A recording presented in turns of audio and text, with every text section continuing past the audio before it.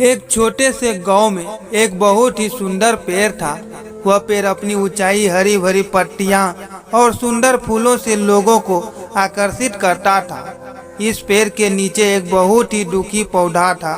वह पौधा खुद को असमर्थ समझता था, क्योंकि उनकी ऊंचाई बहुत ही कम थी और उसकी पत्तियां सूख रही थी। उसके दुखी रहने का एक और कारण यह था कि वो हमेशा अपनी तुलना उस ऊंचे पेड़ से करता था और परिणाम स्वरूप अपने आप को और भी दुर्बल महसूस करता।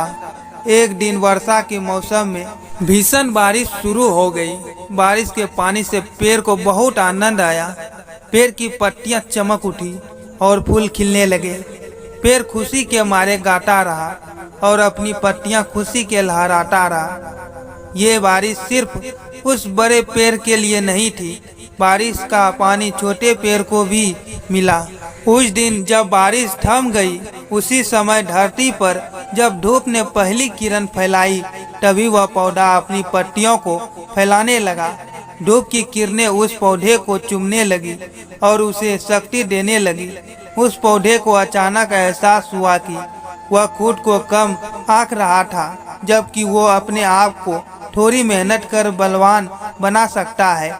वह पौधा खुद को ऊंचा करने के लिए अपनी ऊर्जा का उपयोग करने लगा। धूप की मदद से उस पौधे ने अपनी ऊंचाई बढ़ाने के लिए कठिनाइयों का सामना किया और अपने आप को सशक्त बनाया। धीरे धीरे वह पौधा बढ़ता गया और उसके पत्ते हरे भरे हो गए। उस पौधे ने भी फूलों की महक छोड़ी और लोगों को प्रभावित किया। लोग आकर्षित होकर उस पौधे को देखने लगे और उनकी सुंदरता की प्रशंसा करने लगे।